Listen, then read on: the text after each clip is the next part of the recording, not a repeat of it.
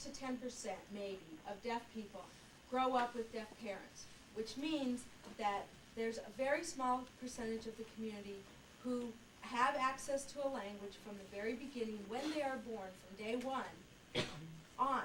The rest, and we're talking about a good 90% of deaf people who have parents who are not deaf, don't have access to sign language from day one.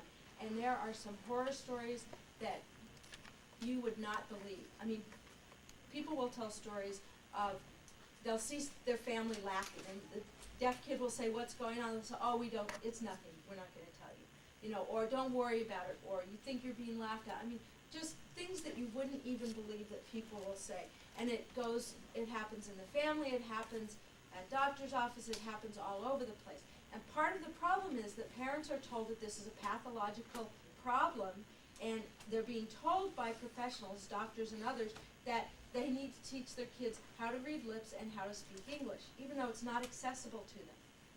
So the parents are being told not to allow their kids to have language to what would be their have access to what would be their native language. There's also autism examples with captioning. A lot of programs aren't captioned. Somebody else makes those choices. So a lot of the activism, you'll see demonstrations at movie theaters where people want to have things captioned. You even go and get movies from Blockbuster or other places, and you can't get something that's captioned even though it says it is.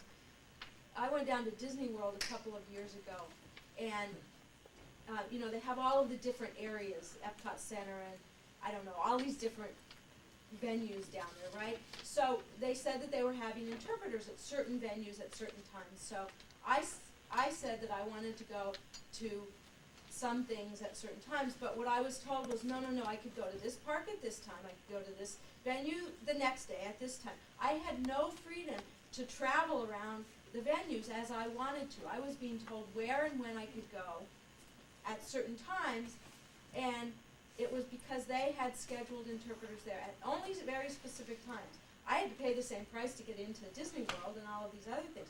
And of course I fought for it, and so I actually got an interpreter to go with me to things that I wanted to at certain points.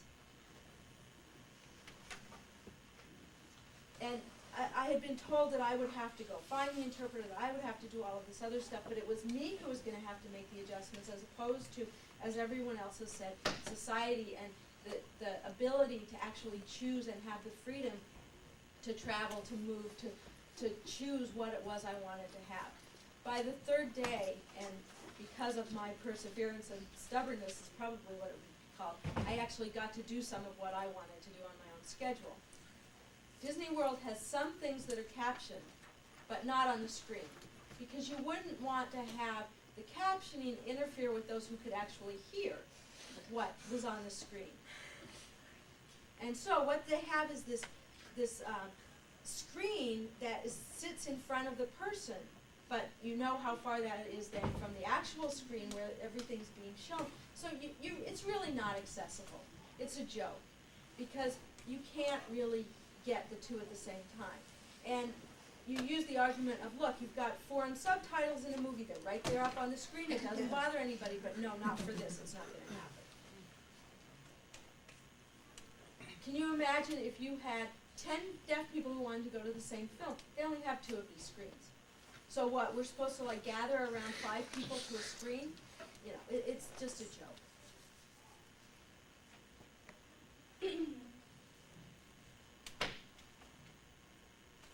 Every once in a while, a theater will do a special preview with captioning, but it's once a month.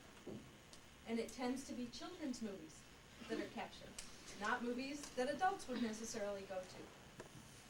So there's this implicit message of what kind of movies deaf people can see and might be interested in seeing. I might want to see a violent movie, a movie with sex in it. Maybe I choose a children's movie, but I don't get to choose. It's chosen for me by someone else. I wanted to see Finding Nemo, but why is that my only choice? I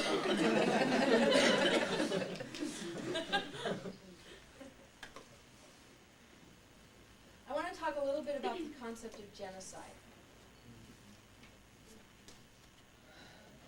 there's this belief by society, by many individuals in the society, that your ability to hear is it directly correlates with your intelligence.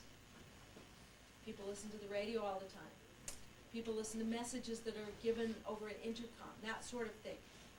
And so if a deaf person can't hear these things, they must live in a silent world. This is just not the case. It's not much noisier than you would even believe, because we see everything with our eyes. So politicians and doctors have created this thing called the cochlear implant. It's an extraordinarily invasive procedure where something is implanted in your skull. And the sole reason of it is that you could hear, so that you will not be deaf anymore. It's sort of the same concept, the simplistic concept of an implanted hearing aid. But to everyone in the community, it's the same, it's equal to genocide. Because what they're doing is, as soon as a baby is identified as deaf, and we're talking about babies who don't even have the ability to choose yet, and parents who are not well informed, they're putting them in the babies. And what it does is it says to everyone that it must be an awful, pitiful thing to be deaf. I'm a faculty tenured professor at a university, and I don't understand what's wrong with being deaf. There's nothing wrong with it. Linda mentioned mainstream schools and how, in general, the idea seemed like a not bad idea at first. But when you're talking about 90% of kids who go into mainstream schools don't end up having any peers in their school. Usually there's one deaf person in a school, one deaf kid in a school. And they work with a sign language interpreter through their 12 years of schooling, and that's the only person who can communicate with them. Some of the larger cities will have a program for deaf students, and so there will be maybe, several or even 40 or 50 kids in one school. But when you look at the United States, for the most part, there are single deaf kids in these schools, and they've been taken out of any environment in which they might learn their language or use their language, which would be the deaf schools, and so all of that has been taken away from them. At Gallaudet these days, there's a big difference from what it used to be, because so many kids are now coming to us from mainstream schools. And we see it not only in their language difference, but their maturity level is much lower than the kids who grew up with the language, grew up in deaf schools. They might be able to write English, but they don't have a language. Their writing is not written English. Their direct communication with professors is something that they have dreamed about their entire lives. But again, the maturity level is lower, and they don't have the self-confidence, they don't have the self-esteem that people who grow up, obviously, with a language and the ability to communicate have.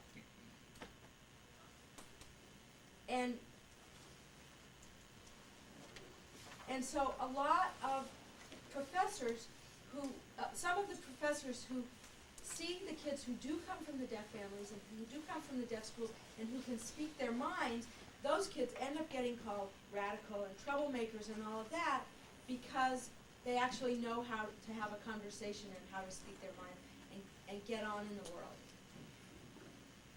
So in many, many ways, communication is key. You want to have somebody who has curiosity, who wants to find out about the world, who wants to engage in dialogue, but then they're getting labeled radical and troublemakers.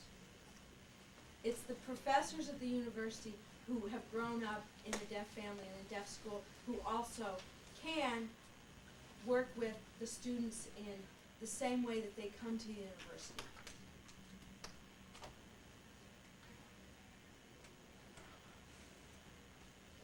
This may surprise you, but there's probably 75% of the faculty at Gallaudet who are not deaf. And out of that 75%, there's probably 10%, and this might be a radical estimate,